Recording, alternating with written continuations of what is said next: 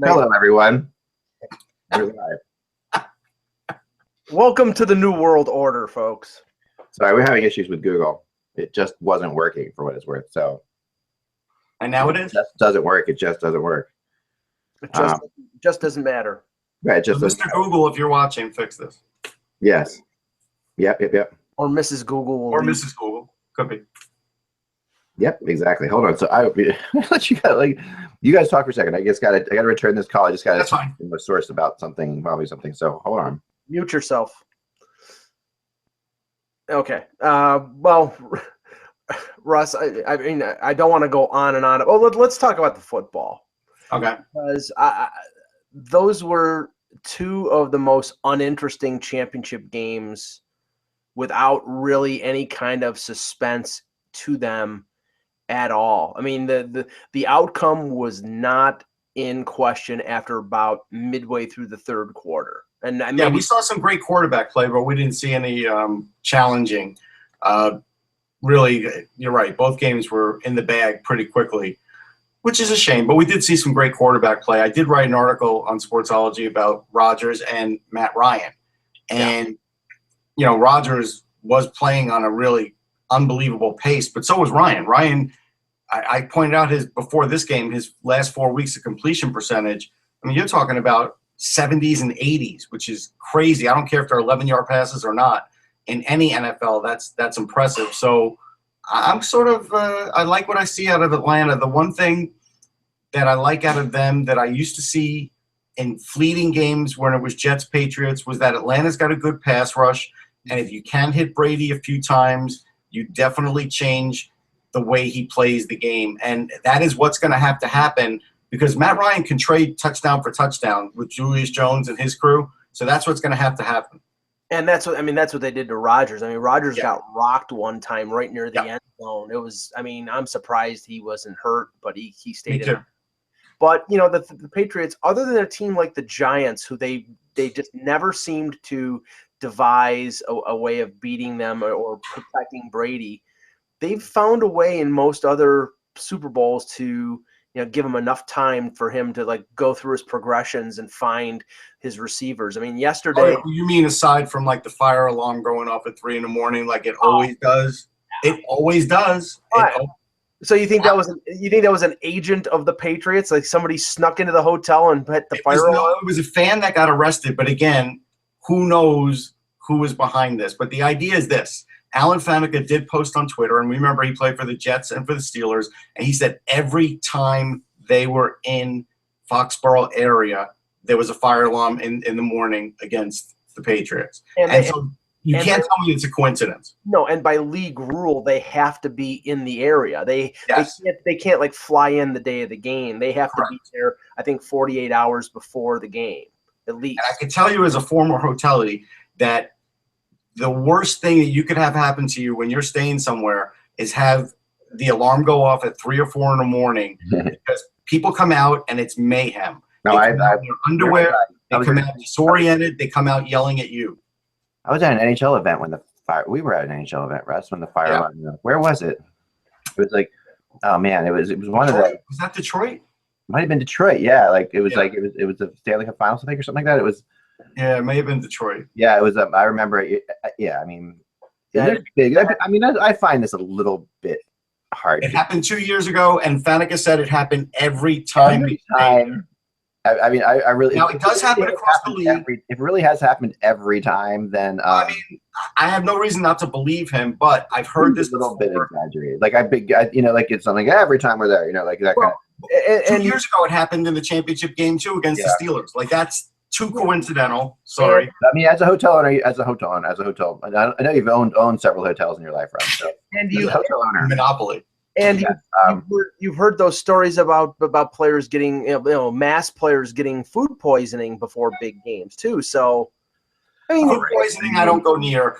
Some of this is a little bit. I mean, but this one I do because if you interrupt somebody's sleep pattern, you really. Oh no, it's a mess. But as a hotel person, there are huge problems for hotels that pull alarms. I mean, that's gets the police and the. Oh, this guy got arrested, but you think? I mean, if this guy. Do you think if he was rewarded in some way, he would care? No. Oh, you think it's like, oh, you're arrested type thing? Like you think the whole town's in on it? No. The question is it the same guy who deflated the balls? Now there's interest. Okay, now you guys I know are not MythBusters fans, but I am. No, I'm a MythBusters there's fan. a new show on right now, the MythBusters Search. You know, if you're watching it at all, it's amazing. I have not been watching it. I didn't know it existed. Yeah, there's a show that they're coming up with. They have 12 people, and it's like a reality show. It's all the same people from. It's. I mean, none of the stars, but like the same narrator, the same crew, the same. And they've got 12 people, and they're doing little myths, and they're eliminating one at a time. They're going to get down to the 2 new MythBusters. It's really cool. It's a really cool show. They're really interesting people. I mean, they're fascinating. They're great. I mean, this is a show that if I didn't do this, I would do because I thought you were going to talk about that show on CBS where they basically have like a bunch of people doing. It's sort of like an Amazing Race show, but they have like the FBI following these people. It's like they're tracking them to find out like who can avoid the FBI. I'm like, okay, avoid the FBI. Yeah, that's another thing I'd be very good at. This is not a good thing because it's like you could have somebody from Al Qaeda watching this thing, and then they have a textbook on how to avoid.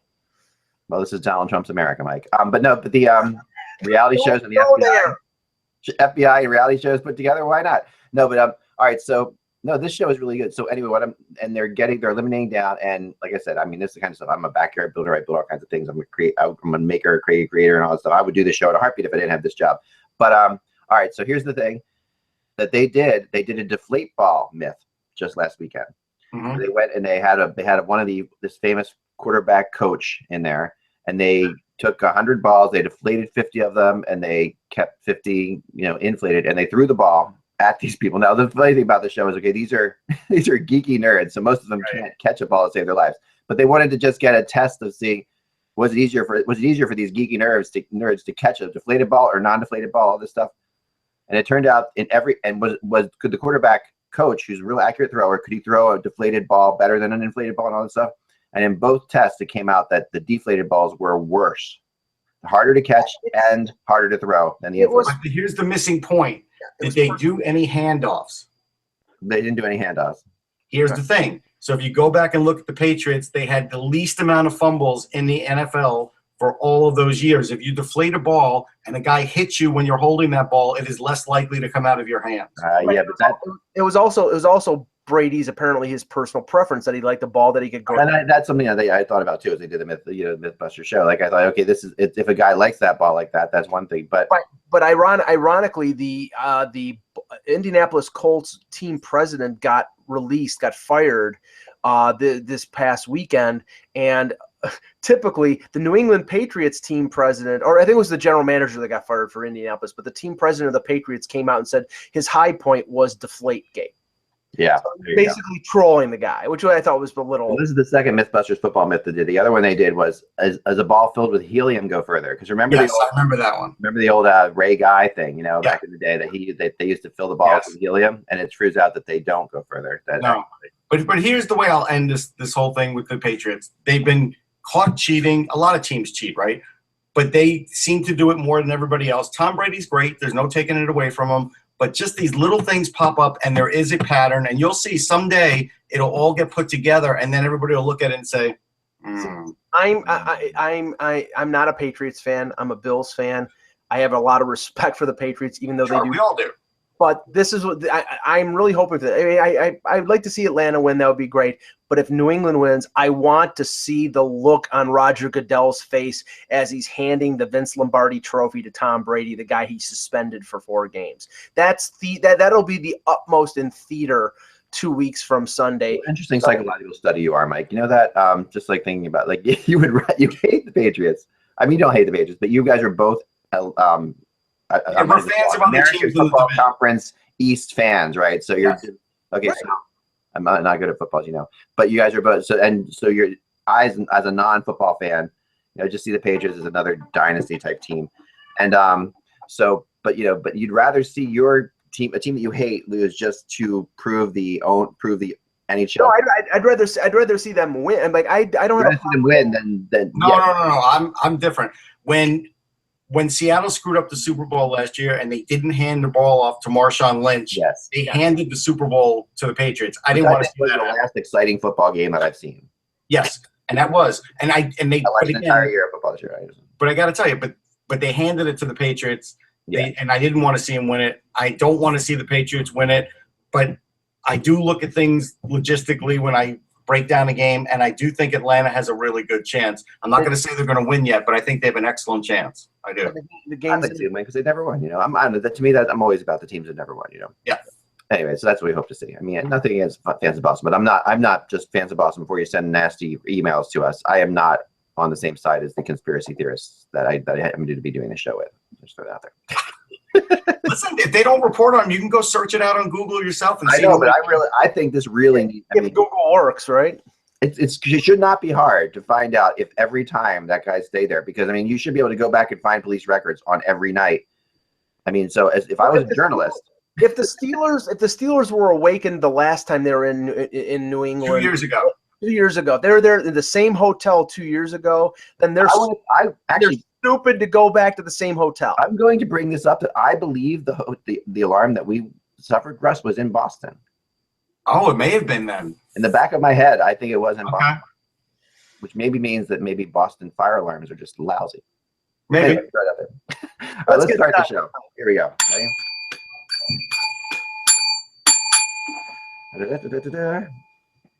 Hello, Hockey World. It's Monday, January 23rd, 2017. I'm Michael Agello. I'm Russ Cohen from Sportsology. And I am Eklund, and you're watching the Hockey Buzzcast on HockeyBuzz.com. This is the podcast that comes here every Monday through Friday at this time of day. Sorry, we're a little late today. Google just wasn't working. We can't help that.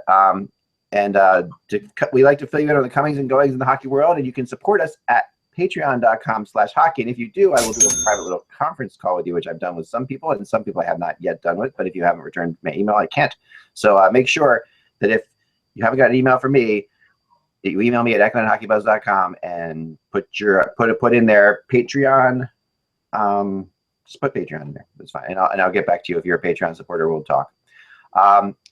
Anyway, let's get into the hockey world, and we have a couple things going on. But the one thing I was asked to talk about today was, a little bit of the demise of the Philadelphia Flyers for a second. Just not that, I mean, they're still obviously, they're not all together out. But I was getting so many emails about this, Russ, about whether this team is going to end up like. And then somebody said to me, they made an interesting point. They're like, do you think the Islanders finish ahead of the Flyers in the standings this year? No. Which is I don't think so, but the difference is not that great. No, it's not that great, but I don't think so. It'd be so. I mean, so what is wrong with the Flyers? And I have my opinion, Russ, but yours. So it's twofold. I'm hearing the echo. Should I back out and come back? Sure. All right. Sure. Mike, what are your thoughts? What's wrong with the Flyers? Well, I mean, obviously, ever since, they were riding the hot goaltending of Mason, and they were, I think, if you remember when they were winning, Braden Shen was scoring in big bunches. He's not as much now, and now with the return of Neuwirth, Russ and I were talking about this last week. When Neuwirth came back, it sort of upset the equilibrium of the Flyers goaltending rotation, and now it's like, as typical in the NHL, when you have two goalies, you have none. And they had a goalie who was going, and then now they have two that I think that are sort of wallowing. So yeah. I think they have they from an outside perspective looking in, they have enough talent to make the playoffs. I think that they're probably going to need to maybe make a deal at the deadline to add something. But I think they're going to be in this mix. And if you look at the East right now, the last place team in the Eastern Conference is 5 points out of the wild card spot. It is so packed right now. It's ridiculous. It is. Yeah. So the thing's twofold. It starts with defense. And if you notice, at this point, you don't even know who the set defenders are anymore other than Provorov. It gets shuffled around. And so, like, Manning's not playing these last few games. That's fine. He had some bad games. Gostisbehere sat. Certain guys will sit. Stride had been hurt, so he might not have been sitting otherwise. But here's an example. Okay, so they've clearly clamped down on Gostisbehere. He's got 20 points in 45 games. That's still pretty good, but he's a minus 18. Yeah. That's not really good. Right. And we knew that sort of this was going to happen because, teams game plan against guys, right? So he hasn't broken through that. Provorov has been great. He probably doesn't get talked about enough. He helped set up, I think, the overtime goal yesterday. I didn't see it, but I think I read that. Yeah. And he was great on Saturday. Like, he's solid. There's nothing – look, the Devils won that game because Michael Neuwirth was not up to the task. There was one goal that literally went right over his glove. Like, it just – inexplicable. He could have stopped it. But I think when the goalie and the defense aren't on the same page, you have trouble. And I think this is the one thing that the coaches sort of mixed up. And look, he can only play the guys he has. You keep maneuvering around deck chairs, but they're not calling anybody up, which is fine. Hextall wants to give them X amount of games in the minors. I don't disagree with that. But they still probably do have enough talent that they could eke in. But we got to remember the way they made it last year. Like, I remember going on CBS 3 and saying I didn't think they would make it. And then they went on a tear of all tears, and they made it, on the last day? Right, they did. This year it's going to have to be a different way. So who's going to step up? I mean, Voracek on Saturday was invisible. I don't know how Voracek looked yesterday because that was a game that I was. I mean, yesterday they beat the Islanders, but it was not, I mean, they beat him in overtime. It's an Islanders team that's, that's playing a little bit better, but only, I mean, Doug Waite's 2-0-1 or whatever in his 3 games. Yeah. Not like a crazy. But you always get a sort of a artificial jolt when you change a coach. Right. You always have to wait for a week or so to see how they settle. I mean, the Devils game was way more concerning because that's a team that's not playing well, and and that would again they're not getting. And their backup goalie was in. Right, and their backup goalie was in, which is a huge break for the Flyers, and the Flyers just could not get anything going in that game. This issue I think is interesting on Hackstall's perspective. This is like when you talk about the issues with college coaches, I'm not going to say that this is an issue, but I'm starting to feel like one of the big things about having an NHL coach is their ability to get teams out of slumps, because the way you get teams out of slumps in the NHL is very different than how you get them out of slumps in college. Yes. No question. Like college teams don't usually go into slumps first off. If they do, there's not a long enough season to really even, but in this situation you have this big season, and Hackstall has not really shown the ability. What he does is he tries to mix things up a lot and just move things around, but he hasn't really shown the ability to take a team out of the slump in both years. I mean, and I think that it took a while for the Flyers to come out of it last year, taking a while for them to come out of it this year. And eventually they took them out of it, and then they're a half-decent team again. But I'll tell you, the one thing that was really alarming on Saturday, I don't know if you saw the play, that Miles Wood goal where he was waiting around center ice. He saw that there was a bad change. The Flyers just leave the puck there. He gets the puck with speed, and the Flyers can't catch him because really flat-footed, the Flyers defense isn't that fast. And Wood goes in and he scores an easy goal. That was a breakdown on many layers. That was a coaching breakdown because of the bad change. It was a defensive breakdown because they couldn't adjust. And Wood just sniffed out a good play. And he'd done that once before and actually got stoned on the play. Otherwise, he could have had another goal that way earlier in the game. Here you go. Here's the picture in the East right now. Philadelphia with the win yesterday are 52 points. They're holding on to the last wild card. They've played, I think, 48 games. The Leafs are 1 point behind them, but they have games in hand. The next 7 teams in the conference are 49, 49, 49, 48, and 3 at 47. It's anybody's game right now. It is. So I mean, right now, I mean, teams are teams like Detroit have lost a couple after winning 3 or 4 in a row. Right now it's going to be who gets hottest at the end of the year. So I don't think it may be the team that is consistent and can win, like 60% of their games from here to this is what it's like. If you win 2 out of 3, you're okay. Things are so close right now. It doesn't rule out the team that gets hot in March and just charges through. What's hurting Philly is you no longer can figure out, and I don't know if the team really has a hardened rotation for these goalies anymore. There is no number one. Yeah. And so now it seems like, even to somebody who's covering the team like me, that Hackstall is going on a game-by-game basis on who is in net. Yeah, I agree. It feels like he wants Neuwirth to be the number one. That's what it feels like to me. I mean, they started the season with him, right? Yeah, it still feels that way at the end of the day. And it's just fascinating because, like you said, I mean, neither of them is signed next year. So that's why I tend to go when people say who's going to be here next year. I tend to say neither. I mean, I really feel like I'm leaning towards neither. I'll tell you, a friend of mine floated this idea with me, and it has a lot of legs. And I think I think Mike Smith makes a lot of sense because he's only got 2 years left on his deal. He's at $5.6 million. They probably could get Phoenix to eat Arizona to eat some of that money. That's possible. Yeah, and that gives them the time for, you know. Yep, for Hart or Stolarz or somebody to emerge. Yeah, for Hart or yeah, right. So yeah, that's not impossible. I can see that. All right, next up on the agenda today, my blog today is just something that we talked about last week, and it's something. It's not a rumor, but it's flying around the NHL in terms of this concept that everybody seems like, oh, I think it's a good, you know, and it's weird because you get these once in a while where teams say, I don't know why St. Louis and Tampa aren't making a trade, Shattenkirk for Bishop. Like that's the kind of thing you'll hear a lot right now. Right. And I put it out. Really don't know why. Like, I just laugh at that. I guess go ahead.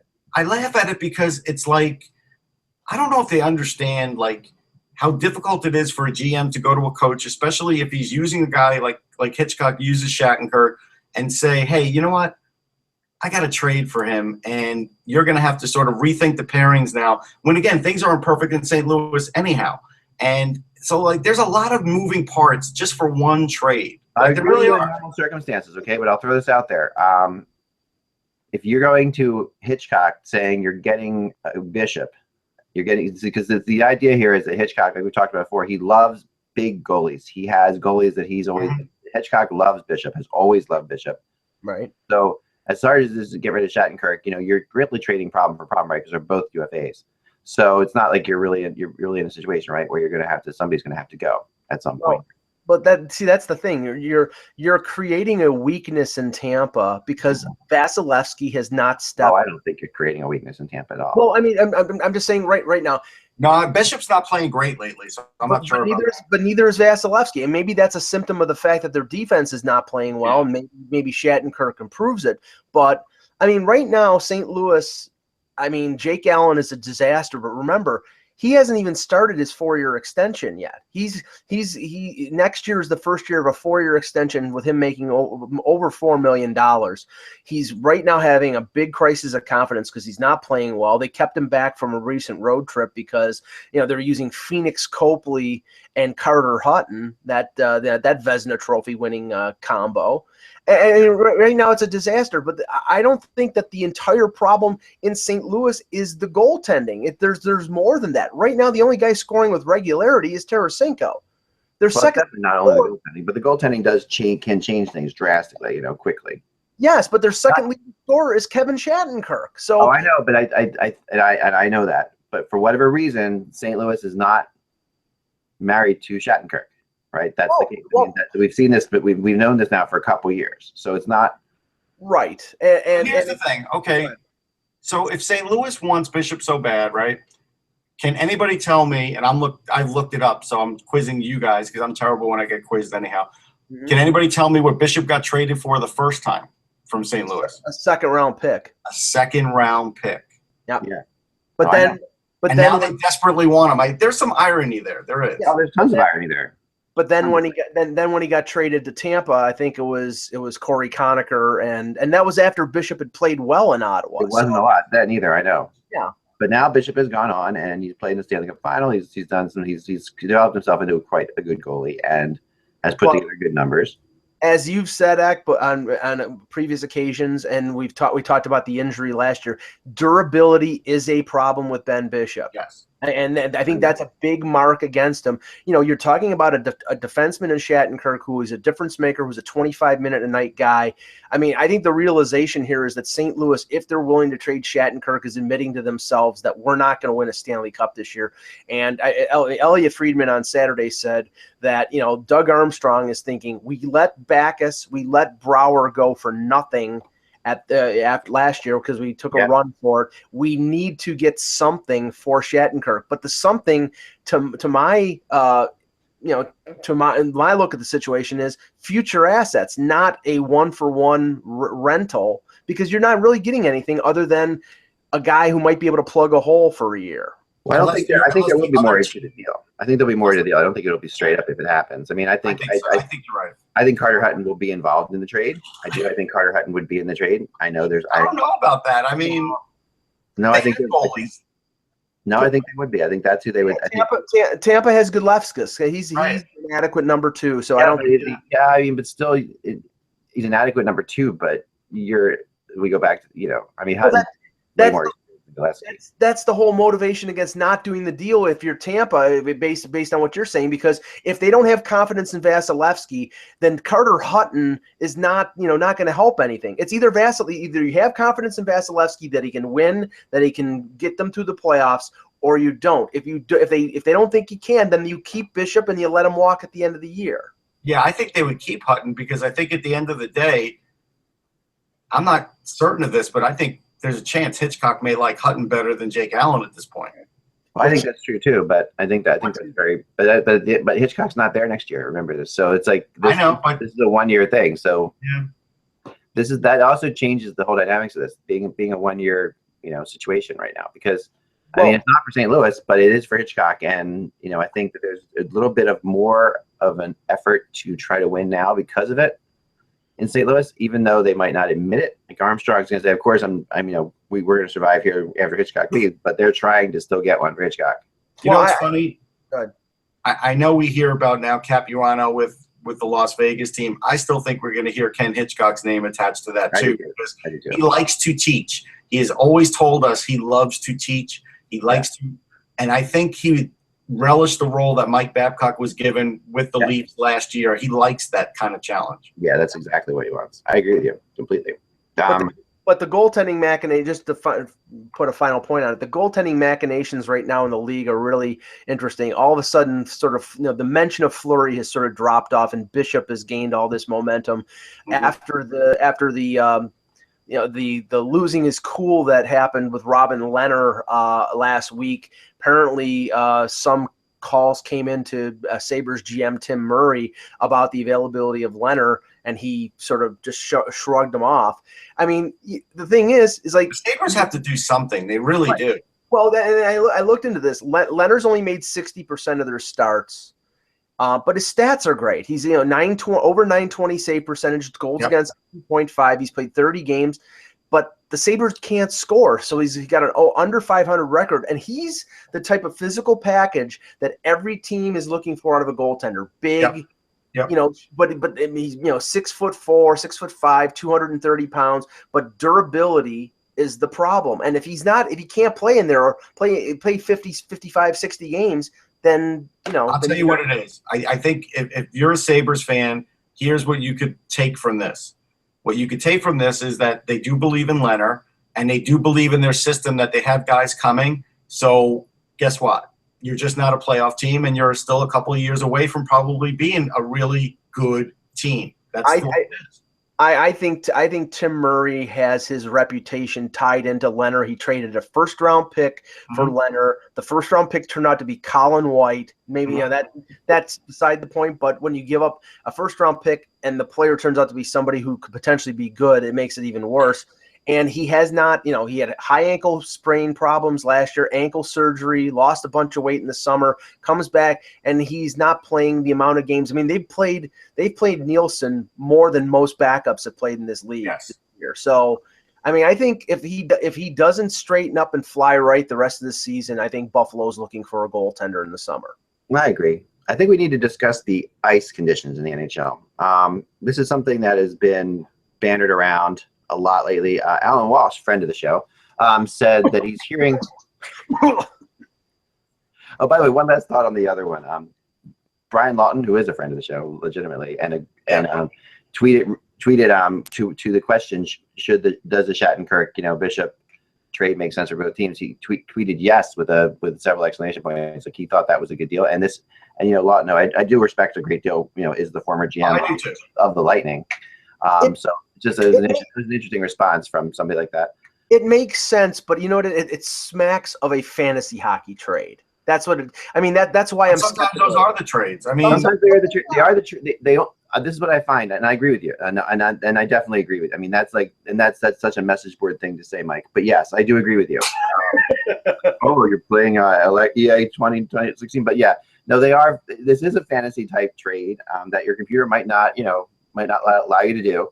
But the difference here is that fact that both of them are unrestricted free agents, and both teams, and Tampa desperately needs a defender, and St. Louis went from having the best save percentage in the league to the worst save percentage in the league, and both teams are finalists, conference finalists last year in the NHL. So both teams have serious, aspirations for winning a Stanley Cup. So you start looking at that. You say, okay, maybe that one player, Tampa's in Shattenkirk in Tampa, Bishop in St. Louis, maybe that's what they need to get them over the top. So that's why these things become interesting. Oh, okay. You have to remember, Mike was a big shot in the CompuServe era. He was. Yeah. Let's talk ice. So Alan Walsh, like I said, friend of the show, he tweets out that he's hearing from players that that generally the quality of the ice league-wide is getting worse. Over time, this can lead to groin, back, and hip issues. Does he have data to back this up? Is this in his glass of scotch, or is this? He's just hearing from players. He's hearing from players. So 2 players, maybe 3 players complained. Probably one of them played at MSG because everybody complains about MSG. Well, remember, we have now had 2 instances, right, where the ice is has caused the game to stop this year. One actually. One of them was in Barclays. Yeah, that's because they made PVC piping, which is actually how I built my rink in the backyard. So I think PVC piping is a great way to build a rink.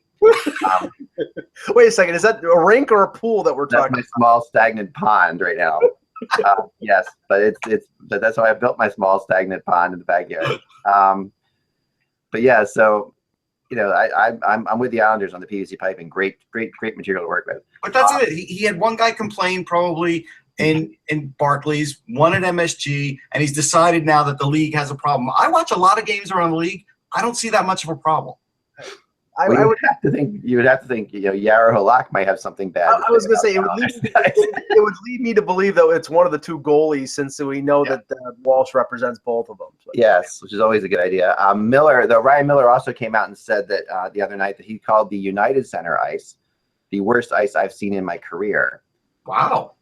In Chicago, that's and Miller has played. Miller played in the first Winter Classic. I respect his opinion. If he says it, I believe it.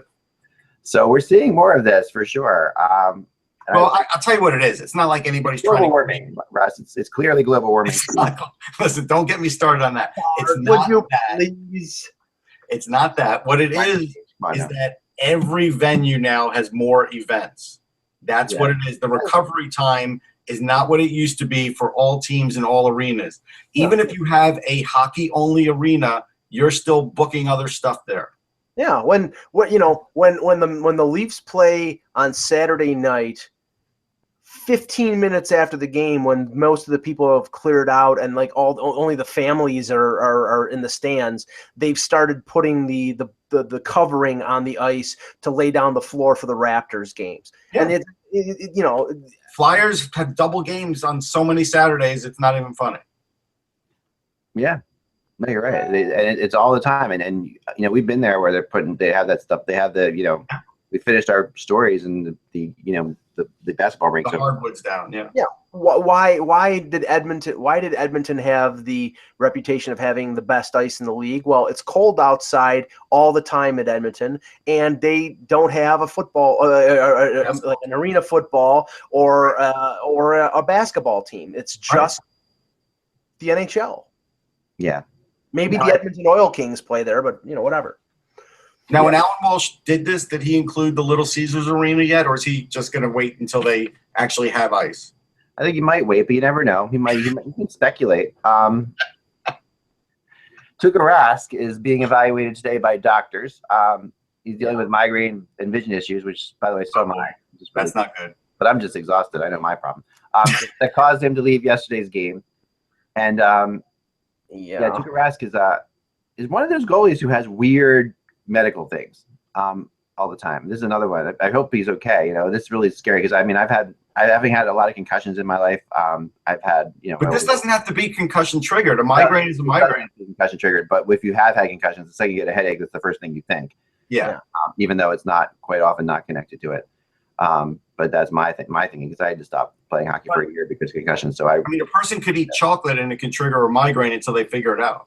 Right. Or, and the other thing I found out just a couple of years ago was I had photosensitivity in my eyes, which means that bright light gives me headaches. So from that point forward, you'll never see me outdoors without, in the sun without sunglasses on because I just feel way better with sunglasses on. Yeah. It's totally. I do the same thing. Yes. But this is the extent of this problem is a big thing. Is going to be a big thing for Boston. First of all, he's one of the 2 goaltenders that was selected for the All-Star game. So if he's going to be, this is a possibility he could miss that. But in terms of the long term, they're probably going to have to bring up Khudobin if he's out for a significant period. And they summarily dismissed him. Like they they waived him, but it's like it's either go back to Khudobin or go to Zane McIntyre.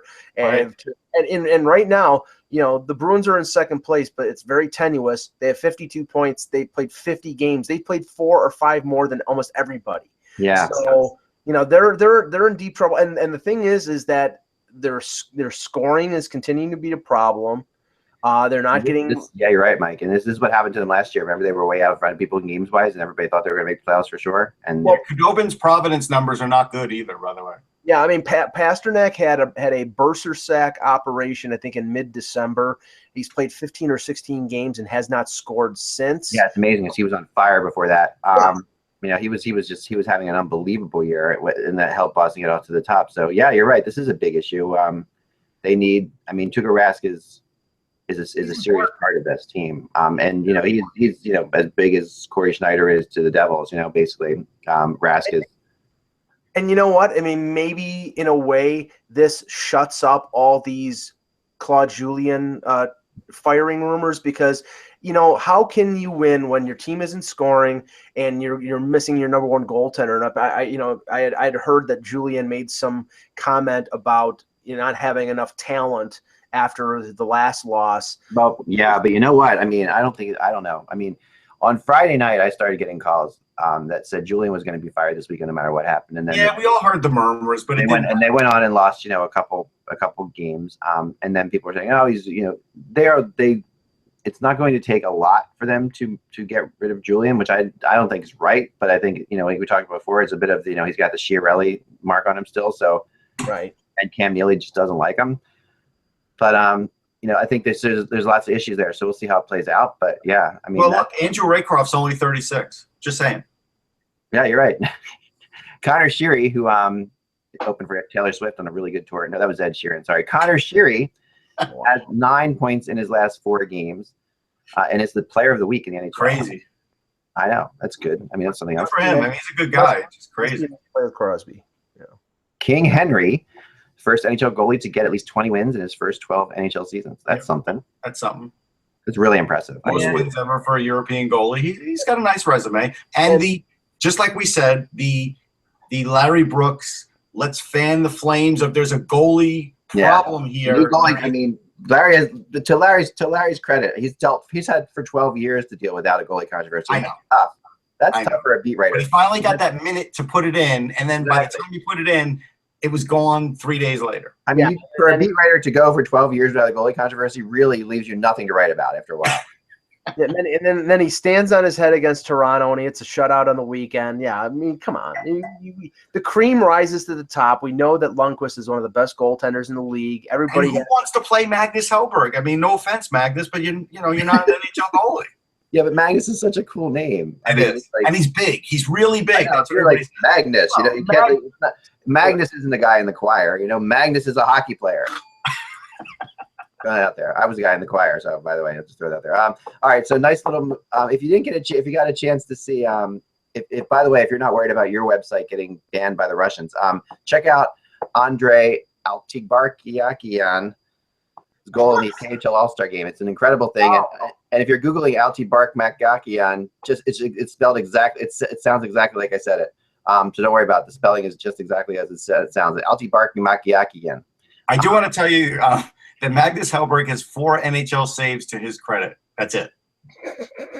Wow, that's 4 more than me. And he's got 1,000 save percentage. That's 1 less than Anton Forsberg. Just like hey. Oh man. No, he has 8. Sorry, he has 8 saves. How about Turkey winning the 2017 U20 Division III World Championships? Are we talking about this for real? Can we talk about some trade rumors, please? I don't know. Just going deep diving today. I'm going to go deeper. I found a guy named Rich Hellberg on HockeyDB. He was born in Farmingdale, New York. That's where I went to high school. That's where I went So this guy played at St. John's. Hey, there you go. 1985. Laviolette is Shout out to Rich. nice. Laviolette's the second American-born coach to win 500 games. And this remember, if we really recently, Tortorella reached 500 games controversially in the fact that he was suspended for 3 of them, but he's now has since passed the actual, what we would call actual 500. So Laviolette, and it's interesting if I was to ask you Laviolette or Tortorella, who's better? Tortorella, who would have gotten the 500 games earlier last year this time, you would be like, oh, Laviolette for sure, right? But Tortorella obviously since then got the job. Of course, he wasn't coaching NHL, so that would have been why you said it. But there was but now, so these two coaches, who is the better coach, and why are both of these guys quick burnouts with every team they play? They coach. I mean, both these guys have the same similar characteristic that that eventually they wear a team down. They coach differently, but they get sort of the same results. At the end of the day, this is going to hurt. I have to say John Tortorella is better. Yep, I agree. But we have to acknowledge that Nashville seems to be on track again. They've won 3 games in a row. PK Subban is back in the lineup. I don't know if Yossi's back. They think it was a concussion, so I would think that I didn't see any of their games on the weekend, so I'm not sure if he's back yet. But they've moved into 3rd place. They've moved 2 points past St. Louis. So St. Louis now is in a wild card spot. Yeah. That's what Ben Bishop. Okay. Philip Forsberg has 5 game-winning goals in January. That sets a record for any Predators game-winning goal. How many does Martin Erat have? He had 4 originally. Martin Erat held the record for that. Okay. But Philip Forsberg has 5 in January, which is a record. We'll call that something. All right. And smarty ass there. I don't know what to say. No. Go ahead. There continue to be rumors about the Blackhawks looking for a top 6 forward. There was a report in the Chicago Sun-Times this weekend that they're talking to the Red Wings about either Gustav Nyquist or Thomas Tatar. And if you look at either one of those, I mean, first of all, Nyquist is making close to $5 million. He's making $4.75, and he's signed for another couple years. Yeah, weird. I don't know. And he's not having a particularly good year right now. And I don't know whether Chicago would be willing to take on that kind of salary unless Detroit maybe took a haircut on it or they traded something back. The other, Tatar, I think he scored 20 goals 3 years in a row. He's being paid less than $3 million, but he's a UFA. He's an RFA, at the end of the year, and he's going to probably want a big pay increase, which is probably conspiracy theorists on this stuff, Mike, but I don't think anyone mentioned. These are 2 players that Detroit does want to trade, wanted to trade for a while, and these rumors really very much sound like Detroit trying to get the names out there to me, because this does not fit with Chicago. In my opinion, where I think Vanek does, and I know they've had discussions with about Vanek. Vanek is the kind of, when you look at Chicago's trade deadline acquisitions, when they have made players, when they've acquired players like Nyquist or Tatar, they haven't had as much success as when they've acquired players like Vanek. For their against the Rangers, Vanek and Athanasu made up a great tandem. They were giving the Rangers all they could handle. Yeah, no, Athanasu, or as I like, I'm happy to see you, is really he's been really impressive. Yeah, he is. The one thing about this report that I sort of didn't agree with was that it insinuated that Chicago was extremely deep in defensemen, Russ. And we know Keith nobody's Seabrook, extremely deep. Right. We know Keith Seabrook and Yarmulson, obviously. Campbell's a veteran guy. Trevor Van Riemsdyk. But if you look at, wait, I got to stop you there though. Are we now counting Trevor Van Riemsdyk? Yeah, I agree with this. I mean, I'm ready to wrestle this because this is the thing. As much as I like Trevor Van Riemsdyk and the Van Riemsdyks in general, I have to say that this guy really rose to fame because of the fact that he played in the Stanley Cup Finals. And I'm not saying he's anything more than a bottom pairing guy, but that's what I'm saying here is that I don't think they're particularly deep. You look at like Gustav Forsling and Dahlstrom and Svedberg. I mean, I think they have every Swedish defenseman that is over 6'2", two. But you know, right now, like I don't look at their depth chart and see like tons and tons of quality blue liners. I mean, unless you think Ville Polka and Nicholas Svedberg are NHL blue liners. Yeah. So I mean, I'm not ready to count like Trevor Van Riemsdyk as guaranteed NHL defenseman, and that helps me with depth. I don't count that. Ville Polka always sounded like a polka band, like that dresses like the Village People. You know, like Ville Polka. I mean, Ville Polka could play a little bit, but look, even Stephen Johns, who I always thought would be an okay defenseman, he's okay for Dallas, but he's not setting their world on fire. There is some breaking news. I don't know if you want it or not. I'd rather talk about the Village People. No, I'm just kidding. Yes, please, Russ. Go ahead. So, Martha, so here's what's really going on in St. Louis. I didn't have all of this stuff straight as to what was going on. So they sent down Jake Allen. Yep. Brought up Felix Copley. Jordan Binnington's still in the minors, so maybe they're going to trade Jordan Binnington because they've never used him. And now Martin Brodeur came out and said he just kind of told Jake Allen to keep his head up. So, like, this is like I didn't know that's trade a goalie or two. I didn't know that they demoted Allen. I thought they just left him. This looks like a demotion now. This does feel very much. I mean, they're not going to say that. They're going to say they're going to get him. They're not going to say that because he's a franchise guy. But this they say they're sending him to the minors to get his confidence up. Like, okay, if you're an actual hockey player playing the NHL, that's the first thing that you're going to think of. Man, my confidence has risen now that I'm being sent to the minors. I mean. Technically, I believe he would have to go through waivers because he must have, because Brodeur said he's good enough, he's talented enough, he's got a great technique to fall back on, and it seems like he's gone through waivers. Wouldn't you have to go through waivers to come back? Probably, but who knows if he's going to come back? No, only if I don't understand waivers. Sorry, he has to go through waivers. Okay. And I'm checking the AHL website right now, and I don't. Okay, so maybe he wasn't sent down. It says he's expected to practice with the Blues on Monday and could be back in net on Tuesday. So I guess they've just pushed him aside. Wow. So if he gets sent down, if he does, I mean, is it possible that someone picks him up off a waiver? If he were to get sent down, which he hasn't yet, it's possible. Don't you think he would get grabbed off waivers? I do. Yeah, somebody would grab him.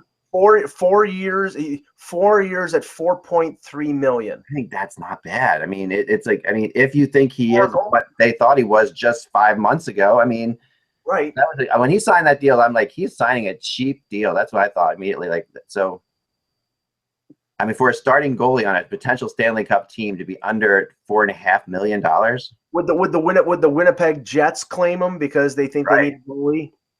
Then they'd have like 7 goalies. But yeah, that would be. Yeah, this is just a weird thing. It's like they don't want to send Jake Allen down, but they're not using him. They brought up Felix Copley, and now they'll all practice, and then they're sort of going to decide what to do.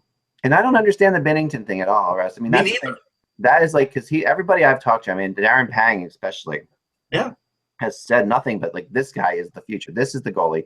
This is the guy. Like, and Jake Allen was coming up, and everyone's like, oh, Jake Allen's going to finally get this.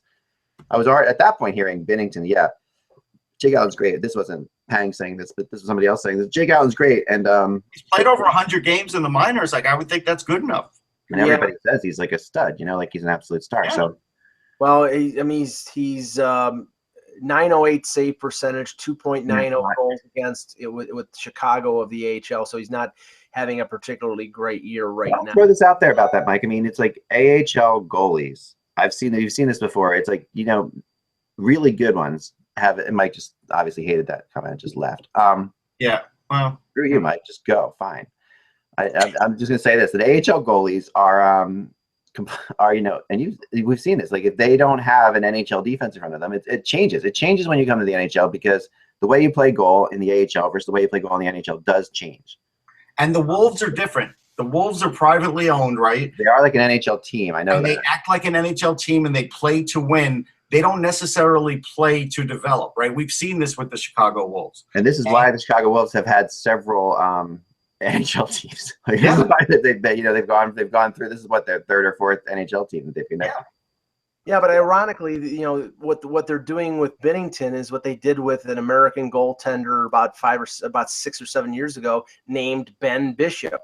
He was down in the AHL for 3 years, and they traded him when he was, I think, 27 years old. So there is a history of the Blues doing this. I just think you need to see him, and you need to see him what a goalie does with an NHL defense. You need to give him a chance. I agree. And Copley right now, you're very blurry, Act, just so you know.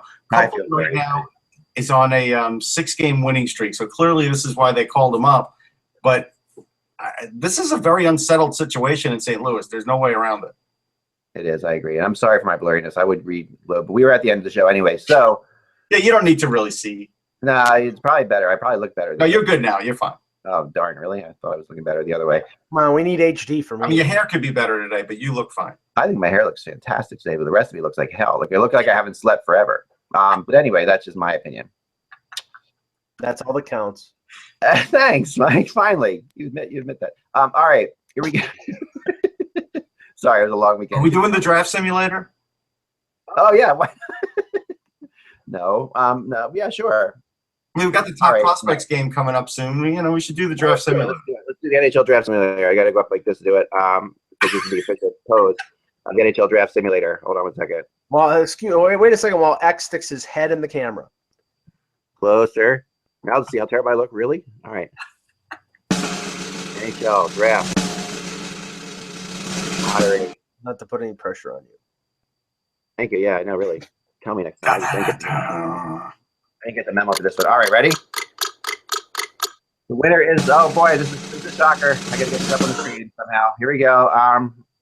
This is a scary one. The winner is the Tampa Bay Lightning. That would be crazy. Can you imagine? I mean, so the Tampa Bay Lightning, they are technically in last place right now in the East, but that still doesn't put them. Their odds are not that great of winning, I don't think, because there's so many other teams in the West that are below them. But they're only 5 points out. It's funny because everybody assumes Tampa's going to make it, right? Like it's still, and I think the problem, I believe, and I talked to somebody today about this, is even Tampa assumes they're going to make it. And I think that the players are thinking, and at some point, you do have to not think that way. Like if Tampa got Nolan Patrick, it would be literally scary. I know. That would be crazy. It would be crazy. So. That comes from our friend at NHLLotterySimulator.com. So check them out. We would eventually have a power play with Nolan Patrick, Steve Stamkos, Kucherov, like Jonathan Drouin, Nemesnikov, like whoever you want. Kirk. Yeah, you really have a lot of. Keep pumping. I do have to address the 3-way trade that I read about yesterday too, because that was interesting. Then we'll get out of here. And that was kind of bizarre because.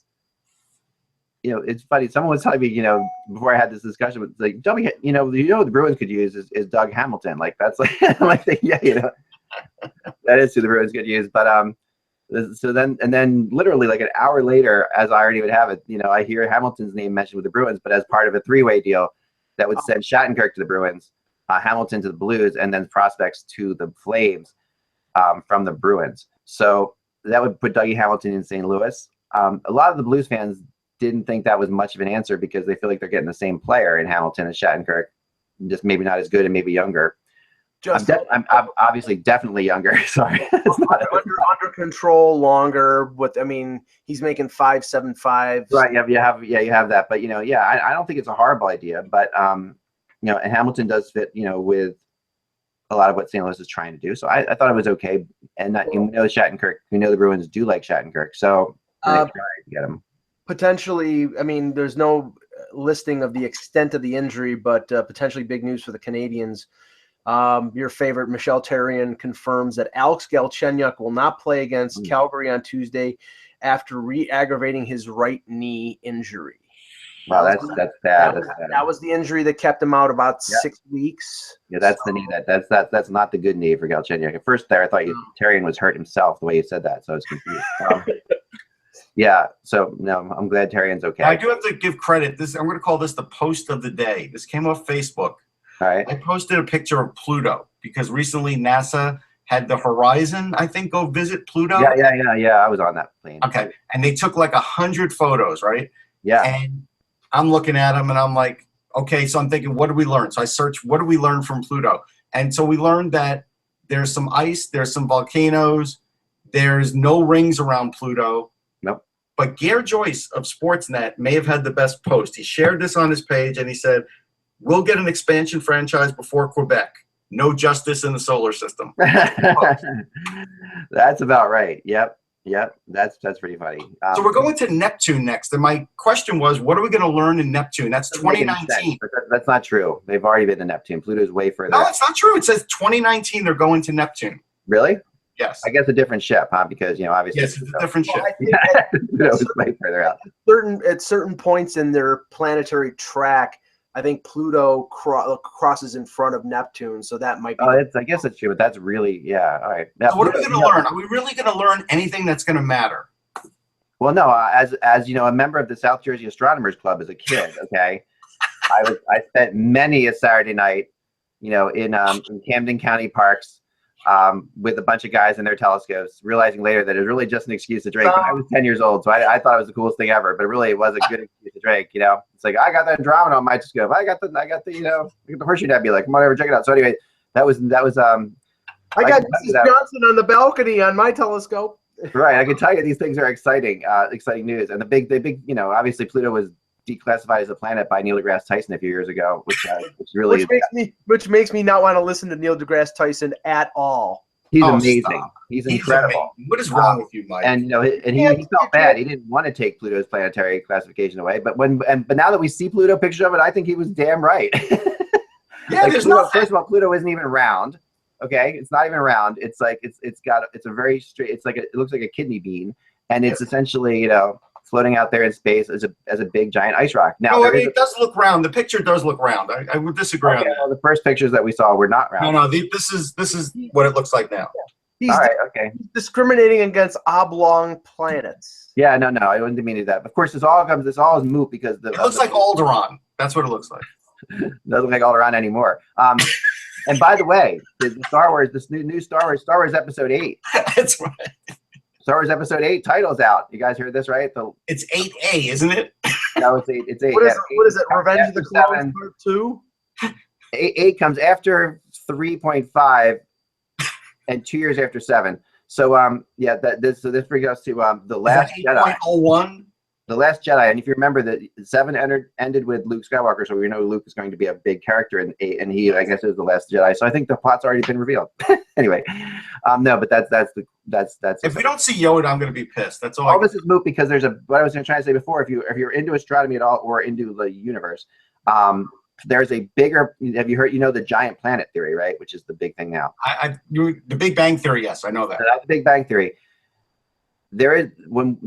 When you look at the wobble of the sun, okay, the sun actually wobbles a certain way. And the way we find planets in other universes other galaxies, or other star systems, solar systems, let's call it. You've lost Mike. Look. All right, the way we find planets in other solar systems, we don't see them, but we can see wobbles of stars. Okay, we can see stars wobbling, which shows us, I know this because I've discovered several planets myself. So when they go around the sun, they wobble. They go around their star, they wobble a certain way. Our sun, wobbles a certain way that they have now figured out means that there is a planet 3 times the size of Jupiter in this solar system, just really far away, that's rotating the sun, that no one knows we can't see it, and we haven't been able to find it.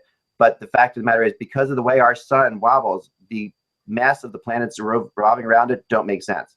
So there's something else revolving around it further out, which is pretty interesting. All right, and here's my last minute thing. We should have a 1-minute debate on this because I've noticed there's a lot of backlash. Why is there so much hatred towards Yoda now? What did Yoda do? Oh, I know. Yeah. What is all this Yoda hate about? I think I'm a big fan. Backlash of over marketing Star Wars. Is that what it is? I think so. I mean, Jar Jar, who everybody hated from originally. Yeah, but I get why they hated him, and everybody loves Boba Fett, and I get it because you don't get enough Boba Fett. But it seems like people hate Yoda now. Yeah, that's ridiculous. People shouldn't hate Yoda. Because Yoda sounds like Fozzie Bear. So what? It's strange eyes. You guys know one of the funny things about Episode 7. I don't know if you're real Star Wars people, but do you know that they killed off Jar Jar in Episode 7? Which they because what happened basically? Misa don't know that. No, because there's the scene when they're testing out the planet or whatever, their death planet, whatever they're calling it. Okay, they're testing it out. They're blowing up other planets. Remember that? Yes. Well, in a symbolic way, Abrams, who did that was the writer and director, or whatever, of Star Wars 7, chose the planets from the prequels to blow up.